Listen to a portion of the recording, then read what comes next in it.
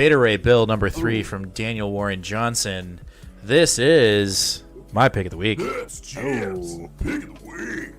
Yes, this was a good one. Dude, this issue was fucking amazing. We continue to see Beta Ray dealing with non-conventional situations, uncomfortable situations for him.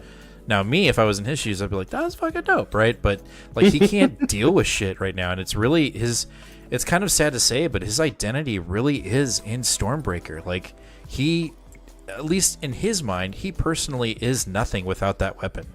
Like, he's not heroic, he's not confident, he's a mess, man. Like, he literally is a mess. And we get that in this issue. Like, he can't deal with Scuttlebutt being a female robot, or at least a robot that looks like a female. Like, you can just tell how uncomfortable he is in this issue. Whereas, what are the other two characters that are with him? Pip and I can't remember his name because it's all weird. Scrolly something, whatever. Yeah, they're both like, this is crazy. What are you gonna do about it? And he's like, Scourge. They're both like losing their shit, and he's like, I feel so uncomfortable. Like, he just gets like, he's so emotional. And I mean, I'm not saying it's a bad thing. It's just Johnson is diving deep into this whole like psychological brokenness with Beta, and it really like shows how much identity he really puts into Stormbreaker. And so we get a little bit of montage with Scuttlebutt and Beta, trying to kind of figure out this relationship, and you can definitely tell that Scuttlebutt is like, she can tell that Beta is uncomfortable, and he doesn't know how to respond to this new situation that she has an actual physical form outside of the ship. And so he's just really like unnerved by it. And so she tries to break the ice, they play ping pong, and he realizes that Scuttlebutt like has been watching him obviously this whole time, which I think is really cool, but he finds it, I guess, kind of creepy, or just he's not prepared for it, right? He just thinks that this is a tool to use rather than like an actual, I don't want to say living being, but something that has personality. And so we get that in this book. We also get, Scuttle tries to break the ice even further by giving Beta a new weapon that is built from her. Yeah, she literally splits open. Yep. The axe like floats up out of her over to him. When I saw that, I was like, dude, this is so fucking heavy metal. Like, that is so cool. Yeah.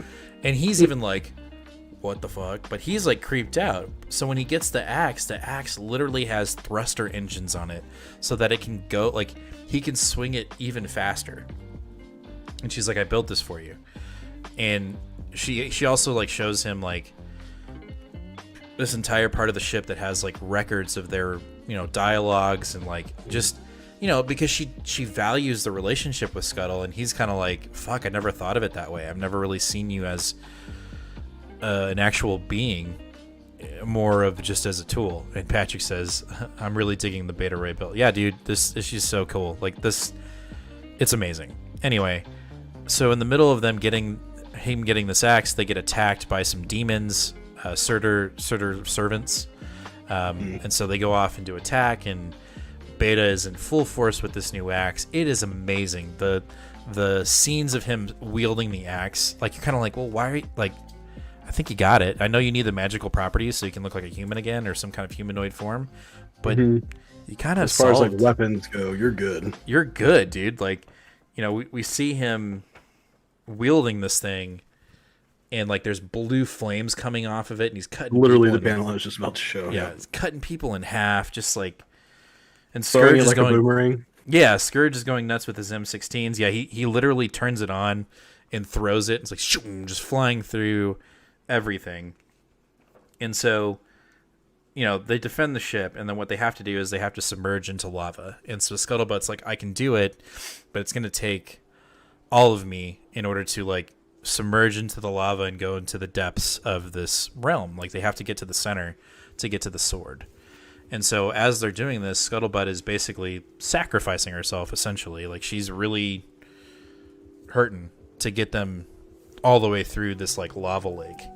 And the end of the issue, they get through, but she kind of, she passes out. And then before they can really see if Scuttle's okay, they are confronted by some ominous, humongous, kaiju-like monster. And that's how the issue ends. The flow of this comic was fantastic. When it ended, again, it did what I always say. A book has to give me plenty of oh shit moments, and when it ends, I want more. Yeah. And it has to read. I know this sounds shitty, but it really, to me, shouldn't be a chore to read. Like, no, you know what I mean? Like, it should intrigue me completely, and if I have to take a break and be like, oh, this is heavy, and we're gonna get to a book like that in our pull list this week that was really good, but holy shit, it was thick, like in dialogue, and it took a while to digest. But Beta Ray Bell felt like a movie. Daniel Warren Johnson is just continuously killing it in this, and makes me say, like, hey, give him more. If it's more Marvel, or if he goes over to DC or whatever it is, it's amazing. And so we need more Beta Ray Bill, and I need more Daniel Warren Johnson books in my life, and that's why this is my pick of the week. Nice. You got anything to say before I move on? I was going to say that I almost wonder. See, when I read it very differently. Mm-hmm. I read it very much like Bill was not. What am I trying to say? Like, I almost felt like he was excited that he was getting to, or like nervous about talking with Scuttle and like having her there. Now we'll find out, but I think it's very interesting this idea that the AI in the ship is actually cognizant, regardless of whether she's got a humanoid form or she's just in the ship.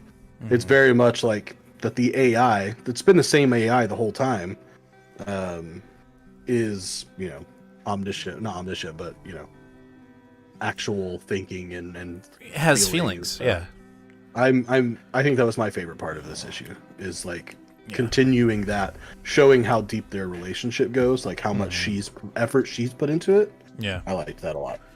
No, yeah, and then if it's not obvious, like, clearly Beta has this identity crisis, because the cover is showing him literally super gluing his hammer back together. Like, yeah, and I really hope, like, well, I don't know what I hope. I just know I have absolute, off of no basis or evidence whatsoever, I have full faith that Johnson is going to stick the landing in issue 5. But fuck, I don't want it to end. It's so good. Like, I know we get 2 more issues, but I want more. Like, there needs to be a Beta Ray ongoing. I'm just gonna say it. Like, he's a strong enough character to have his own comic, like, and not be a miniseries. 1,000,000% agree. So and that's Beta Ray. Johnson take it over. Done. maybe let semi-retired Walt Simonson come hang out and do some like co-scripting or backup stories or something. Hell yeah. Anyway, so cool.